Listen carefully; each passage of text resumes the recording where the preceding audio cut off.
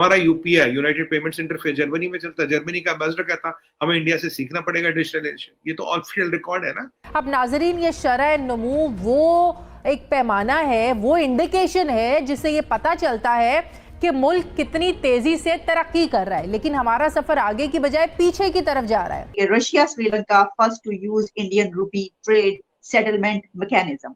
कुछ और जगहों पर भी मुझे ये न्यूज मिलती है, रशिया और श्रीलंका है वो पहली मर्तबा जो इंडियन रूपी है उसमें ट्रेड स्टार्ट करने लगी हैं। कारोबारी बिरादरी एक अरसे से सर पीट रही है। पाकिस्तान में बिजनेस फ्रेंडली माहौल नहीं रहा है। हुकूमत समेत कई इदारे कारोबार की राह में रुकावट बने रहते हैं। डॉलर बचाने के लिए एलसीज नहीं खुल रही हैं, बाहर से हर चीज का खाम माल इम्पोर्ट नहीं हो रहा है। फिर आखिर इंडस्ट्री कैसे चलेगी और कितने दिन चलेगी? सर बताइएगा, ये एक बड़ी खबर है, आप बताइएगा कि क्या वाकई इस तरह की ट्रेड इंडियन रूपी में स्टार्ट होने लगी है? कुछ कंट्रीज ऐसा सोच रहे हैं, इसमें कितना सच है? ये बात शुरू हुई थी जुलाई को, आई थिंक 12-13 जुलाई का डेट था इस साल 2022 में, जब आरबीआई ने एक बहुत बड़ा गेम चेंजर मूव किया था। उसमें यह था कि Indian rupee can become a international trading currency. Exporters can now export and take money in Indian rupee, dollar में लेने की जरूरत नहीं है।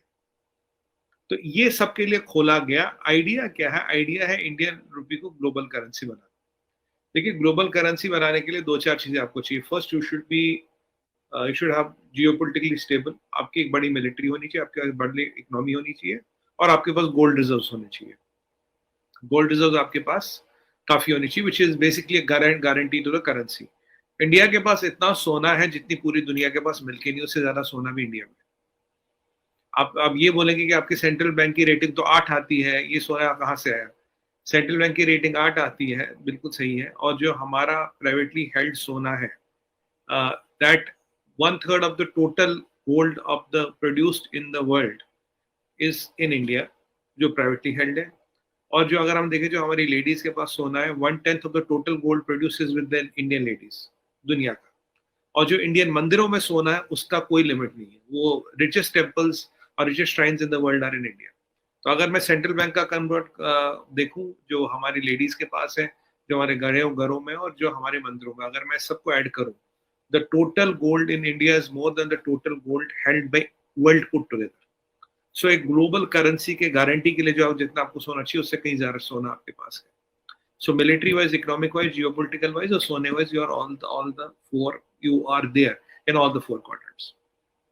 आदाद-ओ-शुमार को देखें तो हमें ये पता चलता है कि गुज़श्ता एक साल के दौरान स्टेट बैंक के ज़खायर में 11.6 अरब डॉलर की कमी हो चुकी है। स्टेट बैंक के मौजूदा ज़खायर तकरीबन 1 महीने की दरामदात की ज़रूरियात को सिर्फ पूरा कर सकते हैं।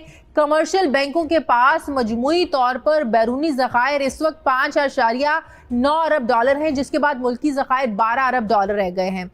माहिरीन ने अब ये जोर दिया है कि आलमी मालियाती इदारे के प्रोग्राम की बहाली मुल्क को डिफॉल्ट होने से बचाने के लिए बहुत ज़्यादा ज़रूरी हो गई है। लेकिन क्यों ये प्रोग्राम दोबारा बहाल नहीं हो रहा है?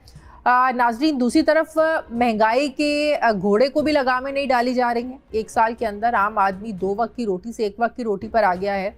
इदारा शुमारियात के ताज़ा तरीन डाटा से हमें ये पता चलता है कि महंगाई की शरह में 29% तक इजाफा हो चुका है। छोटा बड़ा गोश्त तो पहले भी आम शहरी की पहुंच से बाहर था, दूर था। अब शहरी चिकन को भी किचन से दूर रखने पर मजबूर हो गए हैं।